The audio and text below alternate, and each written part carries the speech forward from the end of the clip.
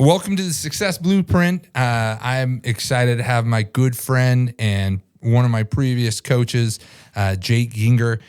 Jake's been in real estate space since 2001. He's owned and operated a mortgage company for 3 years, licensed agent since 2008, and started buying investment properties in 2007. Now, as an investor, he has 2 apartment complexes and owns over 40 properties in a total of 63 doors. He has 5 kids and happily married for 29 years. 29 years. 29 years. That's awesome. You're happy, maybe her not so much. I was going to say, that's why I'm in Canada and she's in Denver right now. She was looking at, before I came up here, she was like, hey, I can get dual citizenship in Canada. I went down this rabbit hole and I'm like, are you going to Canada? So, no, she's been great. She puts up with me. Obviously, she's been along on the journey with us as well. So Jake, 2001 is a long time. That's a quarter of a century, if my math is correct. Now you're making me feel young. What is so how did this start? How did you get into it? And then 25 years, how'd you stay into it, for so long? Accidental. In the beginning, I was put myself through college last semester. My wife and I got married young, so she and I were both in school. I was actually running restaurants and a training restaurant, and then they take me in to blow stuff up so things were working. So I happened to be taking care of a restaurant.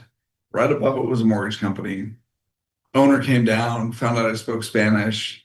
One thing led to another. I launched a Spanish-speaking division for him on the radio, doing all the fun stuff. And then that led to me starting my own company. It actually got bought by this fancy company named Countrywide back in the day. And then I came in with them and worked my way through to the point where I was a vice president of sales for their national accounts on the western, basically everything west of the Rockies. Wow. And then we all know what happened there. Right. So my dad and I started buying investment properties together in 2007. It was great timing. And then from there, we just kept buying. I became licensed. And there's a whole story behind that as well. At the end of the day, walked in, did a bunch of business my first year, started a real estate team. From there, 2014, started traveling the country doing coaching, consulting. And what year was that? You guys know. 2014. 2014. Okay. And then one thing led to another, and here we are today. So 12 we were one of your first coaching, right? Oh yeah. Back in 13, 14. So for those watching, Jake's been... It must have been 14 because that's when I started real estate. I think when I went to that Bold, I think I was like 6 months into the industry. Oh, really? Yeah. Jake's been an awesome friend, and he's always been there. And I remember after Bold, some of my coaches, or the people that came through, afterwards, you'd reach out and we'd give you the time of day. And I remember, maybe you don't remember this, but it was way back then. I came into town and you came and grabbed me, and we went and grabbed some pizza and we hung out and talked, and you gave me a free coaching session. And you're just an awesome, solid guy. And so I want to get that out of the way. Just thank you so much for just your friendship and what you supply for Jason and I, but me, I'm always asking you questions and you're always there for me. So I appreciate that. No, it goes both ways. It's a relationship that has only blossomed since way back when. Who knew? Yeah, for sure. Jake, so as you started buying properties, 08, what is it that I guess in real estate that, like, some of the ups and downs? We have a lot of agents that watch this, and what's some of the, I don't want to say failures, but maybe what's some of the lessons that you've learned, and what's some of the things that you've gone through that you feel like you can relate as you being a coach now? I think the thing to remember is everything's always modifying, changing. We're talking about just the industry as a whole and the mergers and the acquisitions, and yet the business itself as a whole does the same thing. We talked, I was in lending, got into real estate, right at the height of foreclosures, short sales, the whole 9 yards. I didn't want to go down the bank loan route. However, I knew how to speak with lenders. So we put a system together where we went out, worked with folks who were underwater, helped them through that process, did all negotiations, and did just a ton of short sales.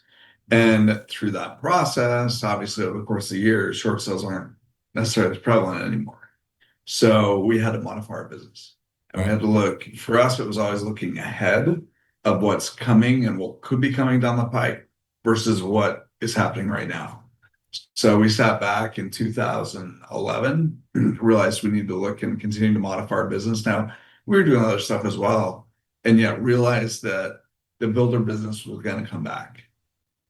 So we really tapped into the builder side, started working with them. It was a partnership, and I think that's the big key. Is these are all partnerships. I'm a business to business kind of guy, where I'm not chasing the onesie twosies. I go after multiples. And what we found was through the builder side, they had access to all these buyers, who most of which had to sell a house. So through that conversation, we partnered with them, and that just led to the next step, which then, as that business continued to modify and mold, as we know, it became very easy to go buy a builder house, especially in the last 5-6 years. We started moving to other things. Again, lifted our head and said, okay, where are we at? Where are the opportunities? And then one thing led to another, and here we sit. So I think a lot of people say that, and they want to kind of see ahead and kind of what's coming. Obviously, you've been very successful at that. Many people are not. So what do you attribute to that as far as being able to see around the corner? I would love to say I'm brilliant, and I'm not. I mean, there are so many times where I'm like, yeah, this is going to happen, and we spend a bunch of money, and it doesn't happen. Yeah. And yet, I think there's a few things. It's understanding that you're going to fail, and it's okay. Okay. As long as you're winning bigger than you're failing. I mean, if I looked at just the companies as a whole, I've probably failed more times than I've won. The difference is my wins have been really big and have outweighed the failures. At the same time, it's stomaching the downturn. It's knowing that there's going to be changes coming and being okay with it. Really choosing this to control what you can't control, because it's easy to let the roller coaster take you for the ride. And the reality is, when you focus on what you can control, it allows us to move forward. It allows us to continue. And I think that's the biggest challenge. Is it's easy to get pulled down when the market shifts. It's easy to feel like you're that new agent or that new business person and not seeing what's coming around the corner. And really, it's having conversations, it's talking to people. When you say that, when the market's awesome, you feel like a genius. And when the market goes down, I guess the real genius comes out when you can navigate through that, right? In the down times. Because anybody can be awesome in the high times. Well, the way I look at it is, there's never a bad market. We just have to find a good one. So even in a market today where it's supposedly a bad market, there's people having record-breaking years. And it's not because it's a bad market, it's because they choose to really work well in the market. And it's not always working harder, it's just approaching things differently and smarter so they become more efficient. So how would you give advice how do you give advice to the agents that you work with? A lot of the agents I work with, it's really easy to say, hey, go work harder. And really, it's taking a look around, finding what the needs are of people in your market, in your area. And be it somebody who's getting into the real estate business or any business as a whole, it's understanding that, I can't remember the movie, it's Pixar or whatever, yet it was see need, feel need kind of a thing. And it's our opportunity in any place to see what's missing or what's lacking. And then how do we help fill that gap? I like that. So, and I'll give an example. Like today, I had a conversation with an agent about 2 weeks ago, and they're just getting into the business.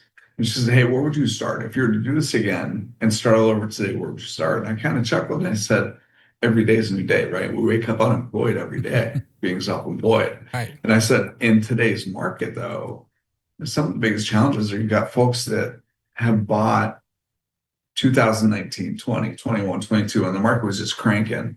They were paying 20, 30, $40,000 over list. And today they're doing FHA loans, VA loans, and they don't have the equity. Yeah.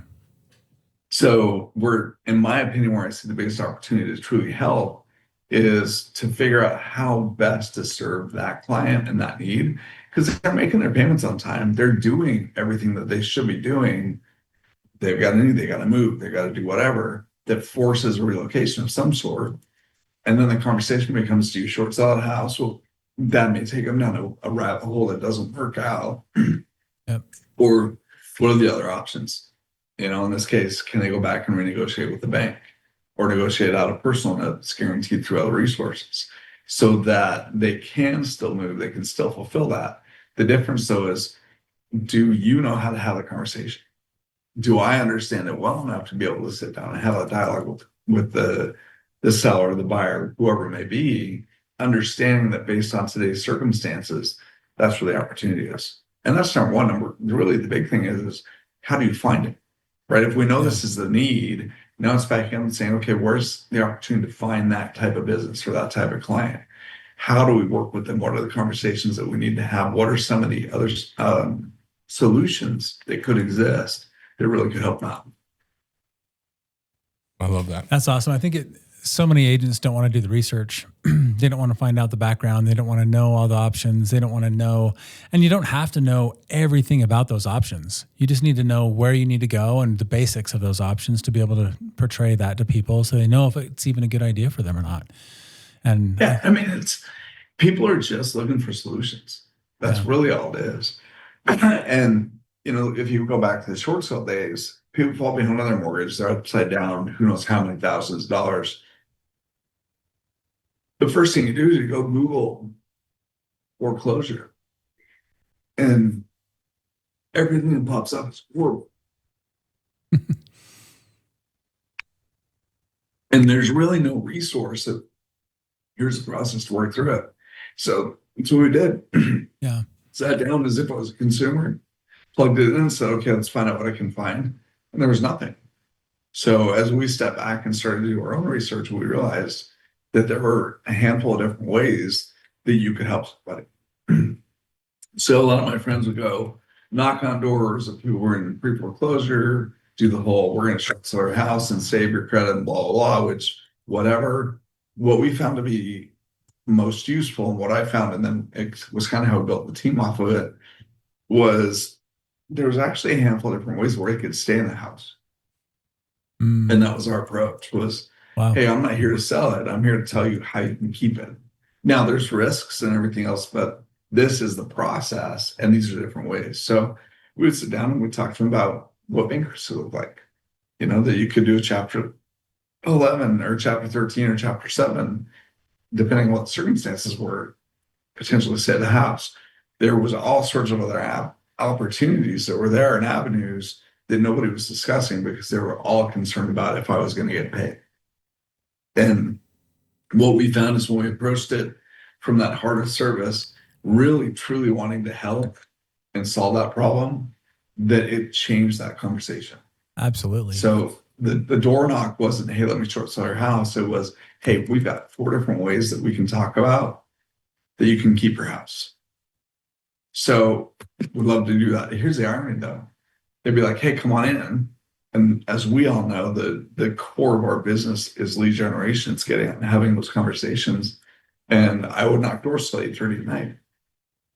So I tell them I come back after 8:30. And they were fine with that. So I come at 8:30. We go through the process. If I was already booked, I go to the next house at 9:15. I would go to the next one at 10.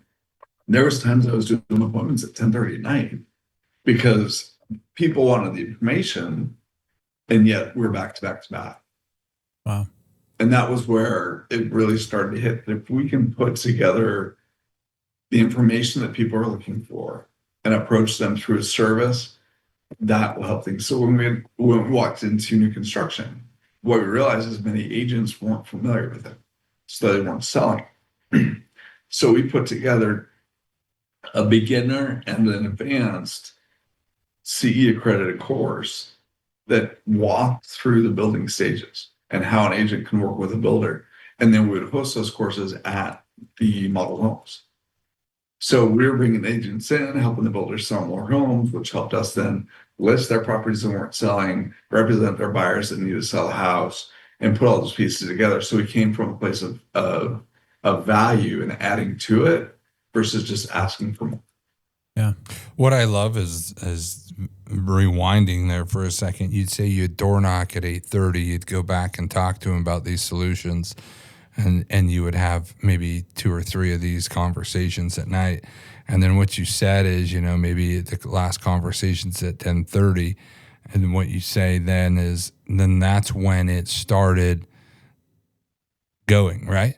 And so a lot of times we have agents that talk about, man, I just can't this. And we, like what you said, oftentimes are telling them they got to work harder. They got to work harder. And there's like this disconnect of what working harder is. Like, it doesn't mean instead of getting off at 5, you go home at 6:30. You're talking about it clicked after you are going on these pretty late appointments. And so anyway, that's one thing that kind of registered is sometimes it's not getting off at 6 or 8. Sometimes you got to push yourself and go a little bit harder, a little bit further. Yeah. Well, and at that point, I still wasn't a full-time real estate agent. The reality I just had another job that was paying us really well.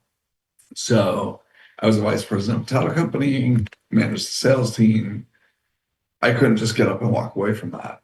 Yet the other side to that was I did not want to keep working there. So I just shifted my hours. And I went from 7 to 3:30, picked up and went to real estate from about 4:30 until whenever, and did that until we were making more than what we were making before, and quit the job. And that was the key. Now, the other piece, though, is, and this is where I think people, myself included, almost fell in the trap, was I sat down and had a conversation with my wife, because I'll work my tail off. I could care less. I'll work who knows how long. Doesn't matter. And yet I also wanted to stay married, because that's a real expensive divorce. So we sat down and I said, hey, look, this is what I'm going to do, because we're going to make this work. And she said, okay. And I said, and we need to make sure we're all on the same page. So she's like, look, you're going to take a day off every week, because you're a dick if you don't take a day off. All right, that's cool. Kids have soccer games or whatever on Saturday. You will be there. Everything else gets scheduled around it. Okay, that's cool. I want to go out on a date on Friday night, so you're taking me out on a date Friday night. Okay, that's cool. She says, no, the phone stays in the car. It's like, that may not be cool. And then I was, be home on nights. We'll go out to eat with the family. Oh, it was great. So I looked at her and I said, so other than that, it's pretty much work as late as you want, do your thing. And she's like, yo. So we had an agreement. That's awesome. And as long as I held my part of the agreement, it worked. I know that's a huge disconnect in our business, right? Is because sometimes we understand and we go to the office and we hear what needs to happen. And our wives don't understand that, and they understand that it's free time, right? Because nobody's managing for us.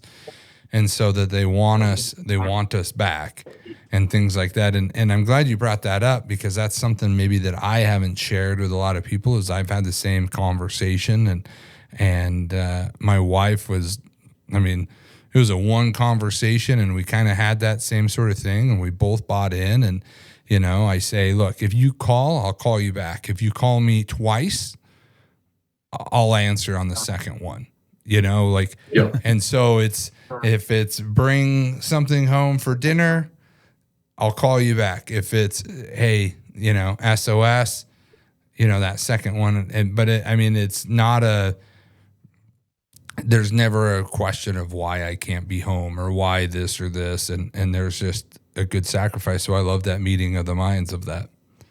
I think there's some trust in that too, right? Good. I was just going to say, I think there's some trust in that too, where if you're going to make that and be away, they got to know that you're actually making it productive. Yeah.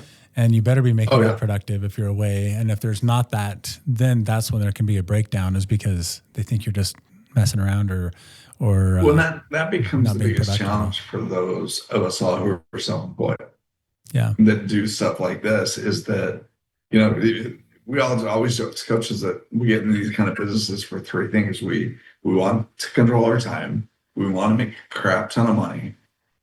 And man, what's the third one? Yeah, anyway, we want to control our time. We want to make a ton of money and want to have fun. And the challenge is all of that happens when you actually allow your calendar to control what you do and honor it.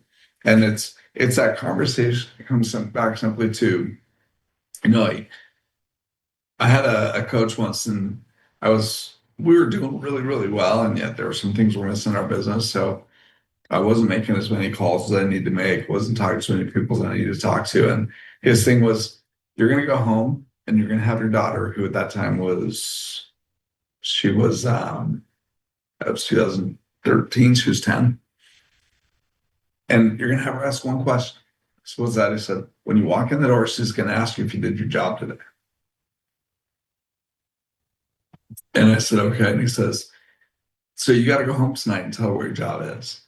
And your job is to make, in this case, it was 22 contacts a day and set 4 appointments a week. And if I didn't do that, I had to tell her I didn't do my job. Yeah. And there was no way in hell I was going to go back home and tell my daughter that I wasn't doing my job. It wasn't going to happen. Or lie to her. Or, yeah, no. And right. She would catch me in that lie so fast. and that's what it comes down to, is just, it's funny because we talk about goals. And the reality is goals are great. And yet they mean nothing if you don't have a commitment behind it. Yeah. I want to make more money. Great. Who cares? My goal is to make 100 grand. Great. Who cares? What's the commitment that you're willing to do to achieve that goal? I laugh and look at Jason because we brought that up on our Tuesday meeting. Is that oftentimes we have our goals confused with the daily principles that we need to be doing. And we have these goals and we can't figure out why we can't hit them. And it's just because you're not doing the daily principles and you're not changing into the person that you need to be to hit those goals. And the change isn't like this drastic, turn from man to beast sort of thing, like we make it seem a lot harder.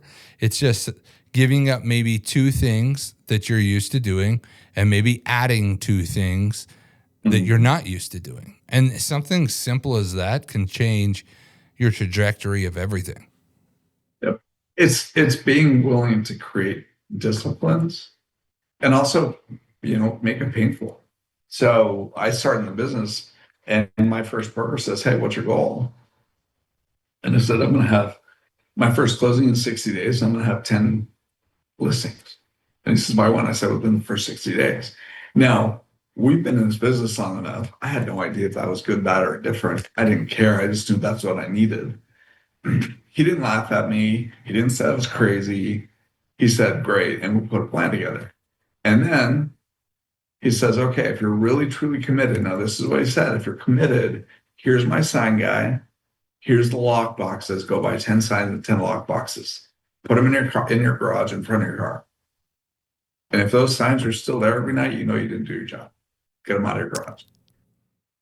And I thought my wife was going to shoot me because I wanted to spend a bunch of money on signs and lock boxes that we hadn't really, hadn't started yet. And I'll tell you what, though, 46 days in, they were out.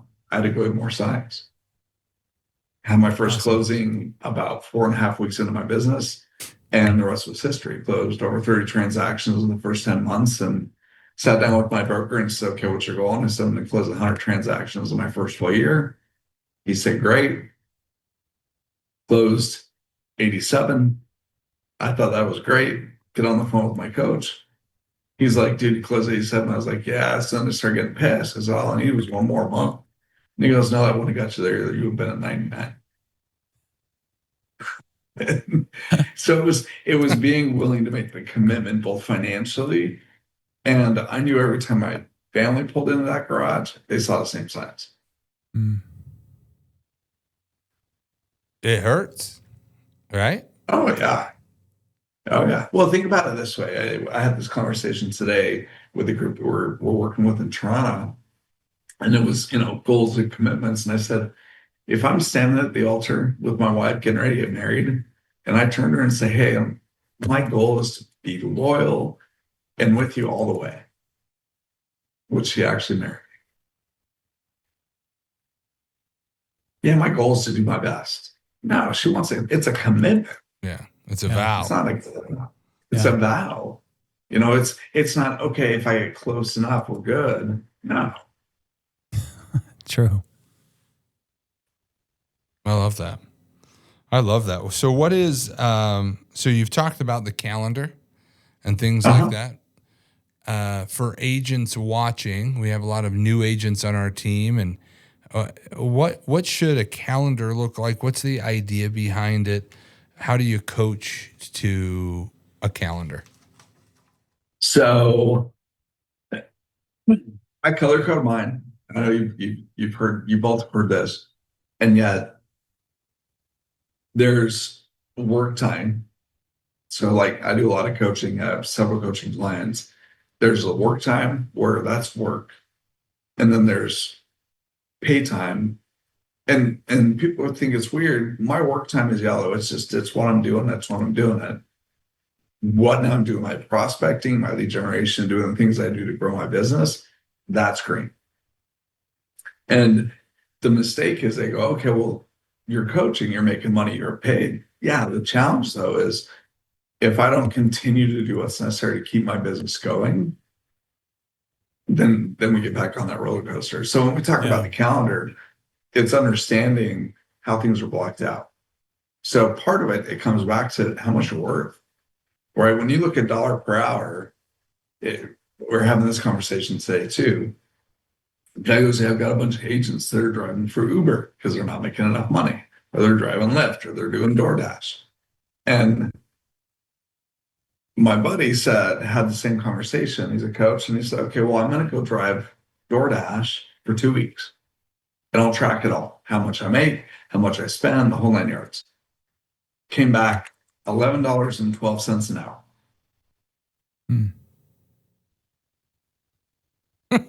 And when you look at it, he goes, think about it. I spent 40 hours over the last 2 weeks doing DoorDash. If you'd spent 40 hours doing lead generation, having conversations with people, you make a hell of a lot more than $11.14 an hour.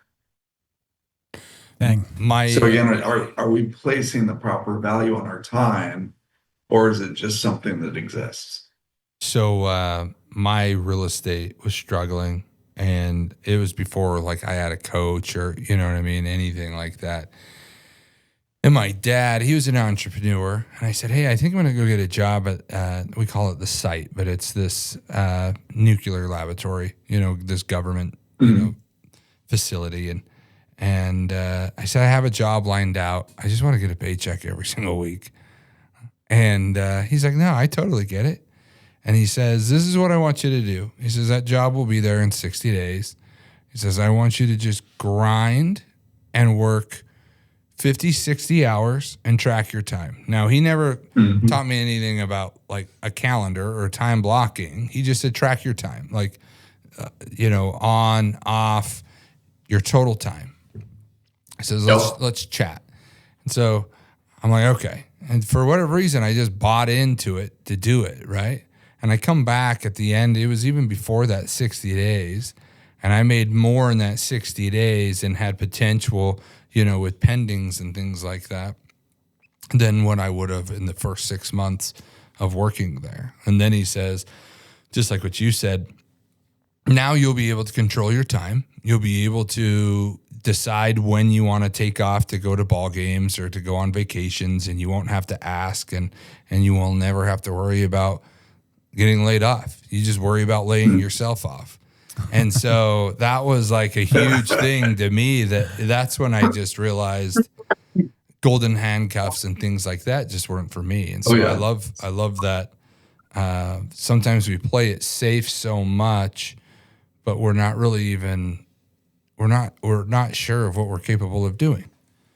And I think that's the easiest thing to break too, right? I mean, I think that's the biggest thing with time blocking. Anybody can go put it on their calendar, but if you're actually following it, then not only do you get the benefit of actually the work that you're going to do, but you get the benefit of that I'm making those commitments to myself. And so you're getting more confident and you're just doing it and it becomes a snowball effect. The thing to think about is we do this because we want to be our own boss, when the reality is if we allow our calendar to be our boss, we'll actually have more time to do the things we want to do. Most of us don't slow down enough to really recognize that or to properly plan. We just, hey, there's a gap in the calendar. Great, I'll figure out what I'm going to do, versus have those times planned out specifically for specific items and actions. So tell me this may be getting down into the weeds a little bit, but are you doing that on a weekly or daily basis, or how are you when you're? So my calendar is set up where we got recurring meetings with my coaching clients, things like that. Situations like where I'm at right now, where I do also coach, consult, teach, educate. We write courses. So right now I'm in Toronto for 3 days. Well, my coaching clients all have to be shifted. And at the same time, I leave Saturday, we go over to Calgary and do the same thing. It's how do you do it all? And sometimes it sucks, to be real. I mean, I call it the time zone game. I'm on East Coast time right now, so I'm working with my clients on the East Coast at the regular times, and then I'll come back after we're done teaching at 4:30, 5 o'clock, and I'll work with my clients on the West Coast because they're 3 hours behind. So you still get a full day's worth of work. It's just using the time zones to your benefit. The flip side to that, though, is also I'll stop beginning of the week, sit down and say, okay, what's my week look like as a whole?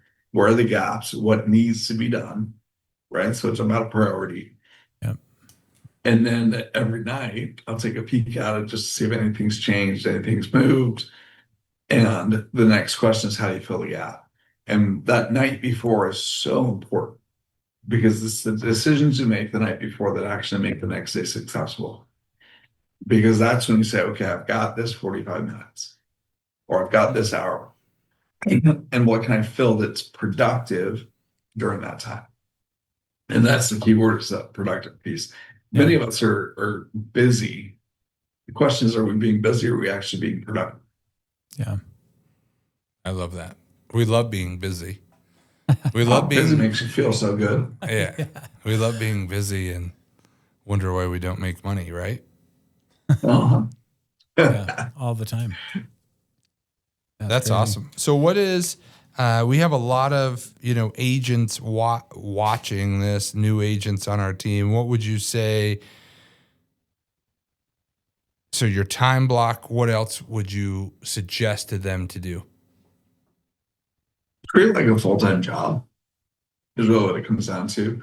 When agents are new, as you just start out, you don't have that pipeline. You haven't built that business yet. And it's like we said, Morgan, is sitting down and truly treating this like a job, tracking the time you're actually doing the job versus just sitting at a desk watching YouTube is a difference. Because if you don't have appointments, go find them. It's my biggest pet peeve, and where I probably piss a lot of people off, is they're like, oh yeah, I worked all day. And I'm like, no, you didn't. You freaking came in, you got coffee for 6 hours, you watched YouTube, and then made 3 phone calls. You were here all day, you just didn't do anything. Yeah. And yet the reality is, if you don't have the business, when we talk about time blocks, if we want to go really granular, time block is simple. Call at 8:30 in the morning, you come in, you get your day ready. 9 o'clock, you're doing script practice and role play, getting everything lined up. It's just like growing up on a baseball field or a soccer field. So by the time you hit the phones, you're rolling. It's also knowing who you're calling, right? It's not, I'm going to prospect for 2 hours. It's for 15 minutes, I'm going to call for so owners expires. For 30 minutes, I'm going to call and do follow-up. For 30 minutes, I'm going to go do my database. We'll work on that piece. For another 15, 20 minutes, we're going to call around these open houses and we're going to circle prospect. It's knowing what you're doing within that time. Right. And then, okay, take a break, grab lunch, whatever it may be. Afternoon's all appointment time. And it's all blocked out. So if I've got an appointment time, including night and drive time from 1 to 2:30, and I don't have an appointment, I'm going to find an appointment. I'm continuing to do the lead generation and the prospecting because I haven't done my job yet. And I think that's the other piece is we look at all of this. We want to be our own boss. It's not just going home and having your daughter say, hey, Dad, did you do your job today? It's asking yourself at the end of the day, if you're your own boss, would you hire yourself or would you fire yourself? Yeah. If you're working for somebody else and they saw what you did that day, would they hire you or would they fire you? Would you get a raise or a promotion? Yeah. Yeah, that's the biggest thing, right? You don't get the feedback necessarily when you're your own boss. Or honest feedback anyway. That's why people hire coaches, obviously. But yeah, when you're your own boss, it's like you don't get that feedback of how you're doing. You don't get the hey, you need to tweak this, you need to tweak that, you need to work harder. I love the fact of knowing exactly what you're doing. I think so many people block out, and they do a pretty good job of blocking out lead gen. But then they get there, and that 2 hours or however long they block for lead gen, an hour and a half of that is spent, who am I going to call? And then they spend 15 minutes of actually making phone calls. And so having that plan ahead of time is essential. I love that. Yep. Well, and would you hire yourself or fire yourself? I love that. And something else, a tweak to that is, and when your daughter, you bring that up, Ben Kinney at one time was like, and I'm sure you've heard of it, he said, imagine that you had somebody that you love, your wife, your kids, follow you around all day at work. Would they be proud or would they be embarrassed of the way that you worked? And man, I listen to people and I feel that. And so like when you say, would you hire or fire yourself, or would my wife and kids be, proud or embarrassed of the way that I was? And so we talk about this a lot as a team. But I have open conversations every night with my wife. It used to be, hey, how was work? Good. And she'd be like, after a while, like, well, why in the hell aren't we getting any money if work's so good, And then after some of these coaching things, with you or Ben or, different things, I just realized I come home and she'll say, how's work? And I'll say, it was productive. I got a lot done. I think we'll make some money down the road. It wasn't really today. Or maybe it was today. Or I'll say, I don't think I made any money today, and it was very frustrating. Or I'll say, hey, I completely dinked off all day and but I had really good tacos. And I had good tacos and we golfed. But at least that being vulnerable, she knows where we stand, right? And so if it's like golfing every day for 3 days in a row, she might be like, all right, Turbo, like we need to turn this on. Or it's like, hey, I'm just missing something. And then that's when the cheerleader comes out that's like, hey, you got this. You're going to be fine. And so I love these different things that you ask yourself, or that you can hold yourself accountable and bring that accountability in, because it for sure it's needed, right? We need it, especially as entrepreneurs. I was laying in bed the other day. I was telling one of our agents, I said, I talk to myself a lot, and I could see the look in his face. And then I was laying in bed and I thought, he thinks I'm nuts. And, but it's true, right? Like that's the way that we can hold ourselves accountable, is by asking ourselves these questions and telling ourselves the truth. That's the key, right? Being honest with yourself on it. Yeah. Exactly. Yeah. So that's the key. You've got to be willing to be honest. Yeah. We can't get better unless we identify where the opportunities are. Absolutely. So these two things, would you say that tributes to a lot of the successful agents, the seasoned agents, that makes them successful? 100%. We see many agents who get into this business that don't understand the commitment. It's the HGTV agent where I just want to go drive a Bentley and show 3 houses. It doesn't happen. Yeah. I mean, are you willing to put your head down, go to the grindstone, do the same? You bring up Ben. Ben says this too. He says, it's about the boredom of monotony. Yeah. It's not like you get up every day going, hey, I can't wait to go make my calls. It's understanding that by doing the same boring activity day in and day out, that consistency is what's going to create incredible opportunity. So true. I love that. So what's I know obviously in your career there's been lots of changes. You've adapted and kind of morphed in and changed and made it successful wherever you've been. What do you see your next, say, 2 to 5 years looking like, or where do you think you're going? That's a really good question. Where do you plan on going? So I don't plan on working for anybody else. Go figure. No, right now, so I do a lot of contract work. And right now, through our experiences, there's a large real estate company out there that's where Max have contracted me to come in and help them build an internal coaching division. After 50 some odd years, I've never had one. Wow. So that's what we're putting together right now, getting ready to launch it this year. For me, it's about building something and yet not being tied down to a certain corporation with a specific outcome. So love that. Everything we do is primarily contract based. We go out, create those pieces, help them learn, help them grow. We'll grow that business for them. When we talk 3 to 5 years, if I still love what I'm doing, I'll keep doing it. If not, as Morgan, as you guys were saying, we got enough real estate where I can retire. And I think that's the other piece is everyone talks about retirement as being when you just kind of coast off into the sunset. And it was several years ago, we're at dinner, hanging out with the kids and my wife, and my oldest son was asking what I did.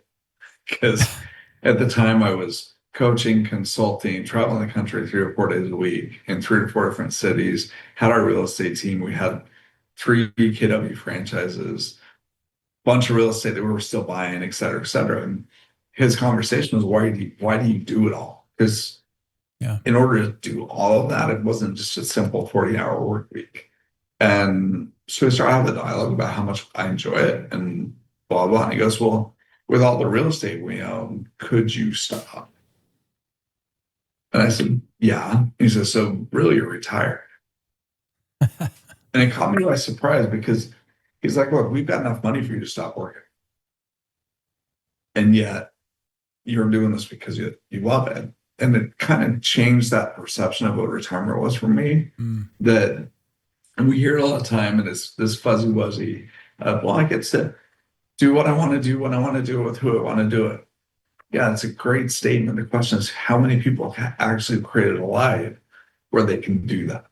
Yeah. Or even understand what it needs to look like so they can get there. I mean, that's the difference too when you ask the question about agents that are successful and do incredible things with this business and those who fall off the wagon is it's not just about the money, right? My pet peeve is people like, oh, I got into real estate because I like people. Bullshit. None of us just get in it to hang out with people. We got to get paid too. So we all got. And we don't hang out with the people we love enough, right? Exactly. Well, there's a monetary benefit to it. And the only reason you're there is, if you love people, you want to make a crap ton of money so you can take care of them. Otherwise, go work at McDonald's. You see all sorts of people. Yeah. And that's what it comes down to. So I think the biggest challenge is helping people understand and have the connectivity to why they're doing what they're doing, not just to make money. It's what does money do? And what can you do with it? I love that. And I'm the same way. I tell people I'm not running a nonprofit over here. I'm not trying to save the manatees. Like I've definitely very much a for-profit. All the manatees in Idaho. 100% for-profit. But we want to. But it's fun working with people who you want to work with, when you want to work with, how you want to work with them. Yeah. Well, and it's a choice that we get to make. My kids call it what you want. Some of their friends' parents are like, hey, you're spoiled. The reality is our goal initially was put our kids through school, graduate college with no debt. Perfect. Then it got to a point where it was, how cool would it be if they left with a car too? So now the kids go through school, no debt. they graduate and have a good car, a couple years old, that's paid for. So the two biggest hindrances today for kids graduating college is student loans, and then you got a car payment. Yeah. And that's what keeps them from being able to move forward, to buy that house, do things they really want to do. And for us, it was, how do we start our kids out so that they can go do what they've seen us do? So our oldest son just bought his first house 3 years ago, and it's got a little ADU on the back. It's about 500 square feet. He rents the front house out for pretty close to the mortgage payment. He lives in the back house. It's awesome. And now he's just saving money to go do it again. And it's, for us, it was, how do we give our kids the opportunity to do those things? Because that's a legacy, that's impactful. Yeah. And once that clarity was there, everything else happened. Everything else came together. Now it's to the point where the kids are like the World Cup's coming, and we're big soccer fans. And when it was all launched about a year ago, the conversation wasn't, can we go? It's, where are we going? Mm. And that's a different mindset from going to, I hope I can go, or man, what would be cool, yeah, to, hey, Dad, we're going. I know we're going to go. The question is where. How do you instill that into your children's? How do you instill that into your kids' minds and get them to get them excited? No, we choose to live in abundance, and it's not something where we say, okay, we're just going to spend a bunch of money. We still live within our means, yet we choose to see where the opportunities are. You can be employed, W-2 employed anywhere else, and yet there's still opportunities somehow for you to generate extra income. Right. And it's just a matter of lifting your head up and saying, okay, where's the opportunity today? Yeah. And that goes back to some of the first questions of, with the changes in the market, how do you stay in front of it? Really, it's just going, okay, where are things going? Where are the opportunities? Where is the next thing? Being malleable and adjusting to it. I love that, because it helps eliminate the crippling mindset of, now what? Mm-hmm. It keeps you on the hunt in the search for not the bigger and better thing, but what's out there. I mean, what's out there that I should be doing that's fully within my reach, that I need to grab that one too. Yeah. How many of us just grind and put our head down and never look up to see if there was something better? Correct. Right. Well, it goes back to, we tend to live within our comfort. So if you're making 150 grand, you're going to make 150 grand until you understand what more does for you. Yeah. And, there's a game we play in Bold through the coaching conversations we have. And it's the dialogue of, hey, wake up, you got a couple grand in the bank you have to spend in a day. And then you double it, and then you double it. You get to the point where that number's so big, people realize they don't know what they want, or they don't have a vision for what's possible. So it's about helping them understand. It's not about just having a bunch of money. It's about, what would you do with it? And actually, is it possible for you to see yourself with it? Mm. And if not, it's never going to happen. So it creates that piece. I'll never forget a conversation that my wife and I had. We just bought I want to say it was our 31st, 32nd house. And walked in the door. We had an opportunity to buy a 20-unit apartment complex. It was 10 duplexes. Walked in the door. She's like, don't we have enough? And I'll never forget it, because at the time, we had enough to pay the bills. Things were good. And yet my son's best friend couldn't go to college because his parents couldn't pay for it. And he didn't have the money. And I said, yes, we have enough for us. And yet, do we have the ability, if I wanted to turn over tomorrow and write a check to put this kid through school, anonymously, do we have that opportunity? Mm. And what started to become aware is that if we allow enough only to be enough for us, I can pay my bills, I can pay my mortgage, I can do those things. I have enough, then it takes away the abundance of what else is enough and what else is out there. Well, and it's going to sound terrible, but enough is never enough, right? There's always things. There's always obstacles. There's always those things. My sister, they tried in vitro. They couldn't have kiddos. And they tried in vitro and adoption. And 2 adoptions failed. Like, it was a mess, right? And my dad, they wanted to try in vitro for the second time. And they're like, man, it's expensive. What do you... And he was like, was able to just do it, right? Yeah. And he says, I'll loan you the money. Don't worry about paying me back. We'll figure it out later.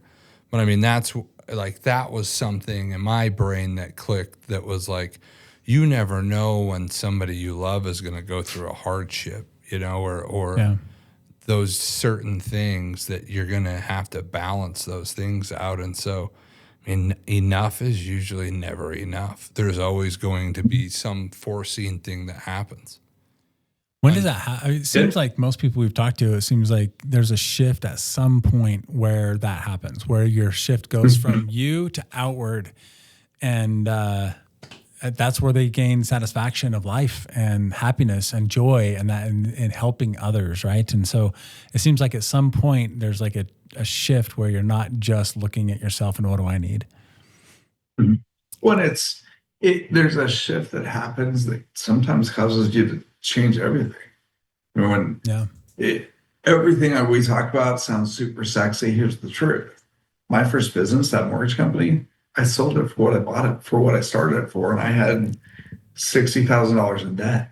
And I was 23, and it was all on the credit cards. And my other 2 partners were supposed to pick up the difference. Never did. Right. So here I am busting my ass, hoping, because I'm 23, that I can figure this stuff out. And at that point, I was like, man, I'm hosed. Went to a bankruptcy attorney and said, okay, how do I get rid of this? Thinking that was my option. And literally she looked me across the table. She says, hey, I'm looking at all this. You didn't do it right. It's going to have to be personal bankruptcy. And your wife's not something, so just got to bring her in. And we'll just speak the whole thing out. And I'll never forget, I sat in that parking lot that day and I literally sobbed because I didn't know how I was going to go home and tell my wife that she had to declare bankruptcy because of a choice I made. And that went home, we had the conversation.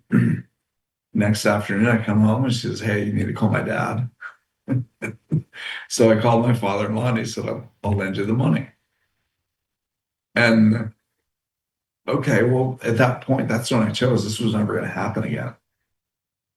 And I realized that I like to go build stuff. I like to take the risk. She doesn't.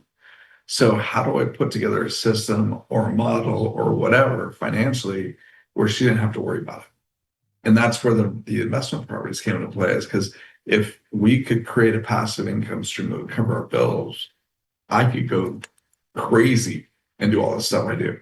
Right. So that was really the intention. That was the purpose. It wasn't because I was our retirement. It was because selfishly, I wanted to be able to go out and keep working and building businesses.